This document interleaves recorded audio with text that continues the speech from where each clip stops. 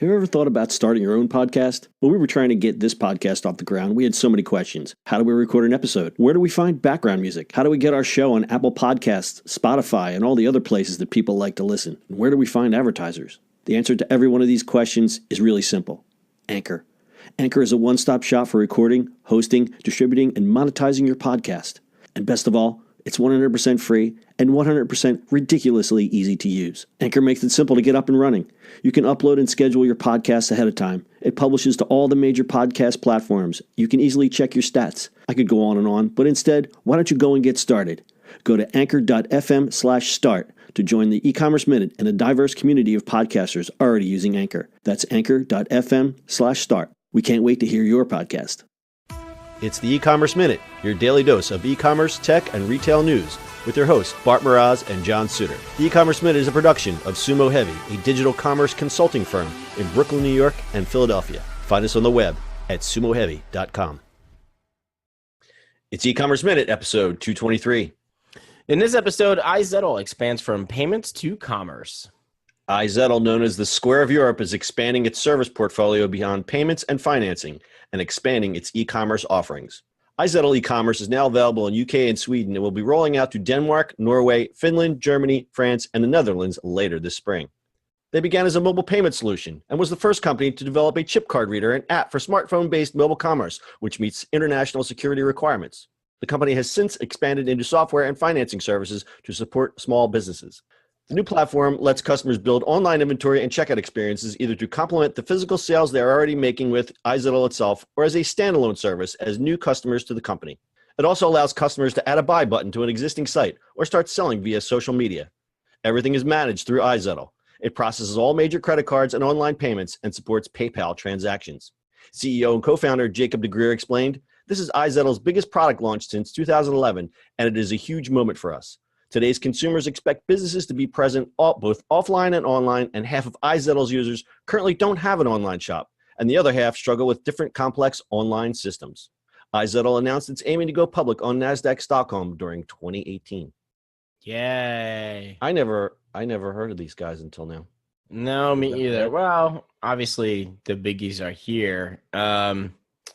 It's interesting to see Square It's just that, Europe.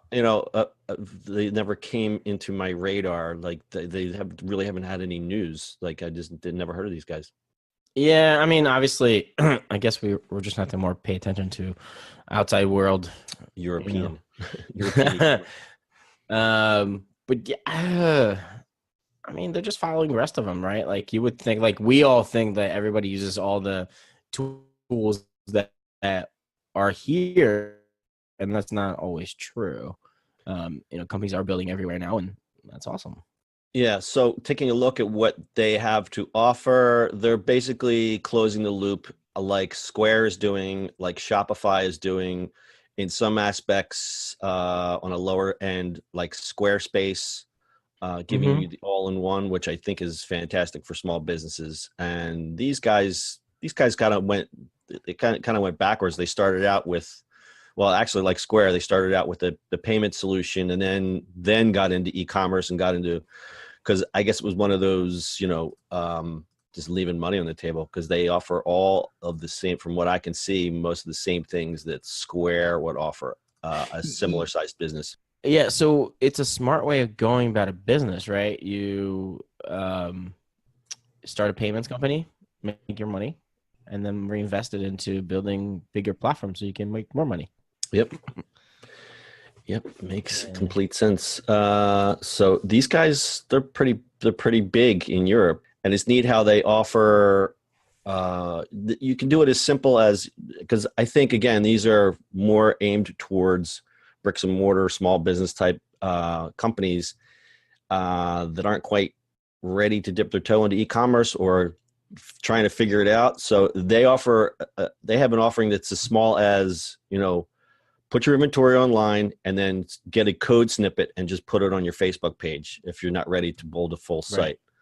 But then it expands, and you can use that code. So if you have just a WordPress site or even a Wix or a Squarespace or any other kind of platform, you can just use their code snippets to sell online, which is, I think, for some really small businesses, that might be all they need for now. But what's great is that it will allow them to grow into their other offerings. Right. That's about right. So the pricing follows the same basic format as the company's core mobile payment services. Like in UK, iZettle takes a 1.75% fee for each transaction on mobile payments, and the e-commerce product will come in at £29 per month, which I guess is comparable to Squarespace, and 2.5% on each transaction. Again, I mean, it's not Squarespace, Shopify. Shopify is about the same, correct? 2.5 and about $30 for starter. Yep. So pretty good. It'd be interesting to see. Is this going to go international? I mean, no. So it looks like it's a European product. So for you US people, that's what's going on in e-commerce in Europe. Got anything else, Bart? That is it. All right. That's your e-commerce minute for today. We'll see you on the internet tomorrow. That's it for today's show. If you like the show, do us a favor and subscribe or leave us a review on iTunes. And don't forget, you can now listen to the e-commerce minute on your Amazon device. Just add e-commerce minute to your flash briefing.